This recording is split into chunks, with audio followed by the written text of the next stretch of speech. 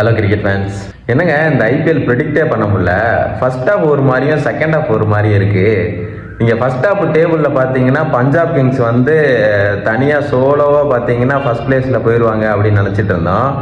பார்த்தா இப்போ பஞ்சாப் கிங்ஸ் வந்து குவாலிஃபை ஆகிறதே கஷ்டமாக இருக்கிற சூழ்நிலைக்கு வந்துருச்சு. அதே மாதிரி பார்த்தீங்கன்னா ஜிடியாக ஃபர்ஸ்ட் டீமாக உள்ளே போகுது, ஆல்மோஸ்ட் உள்ளே போயிடுச்சு.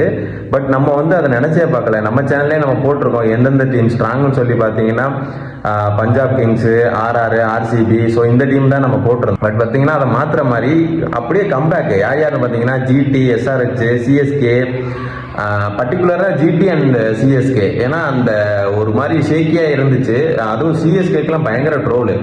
பட் அதை மீறி கம்பேக் கொடுத்து, ஏன்னா ஏகப்பட்ட இன்ஜுரி, சிஎஸ்கேக்கு ஏகப்பட்ட இன்ஜுரி. இப்போ ஒரு பிளேயர் ஃபார் எக்ஸாம்பிள் பார்த்தீங்கன்னா இப்போ கலீல் அகமது நல்லா போட்டார்னா அடுத்த மேட்ச் இன்ஜுரி, ஆயுஷ் மாத்திரை நல்லா பர்ஃபார்ம் பண்ணால் அடுத்த மேட்ச் இன்ஜுரி.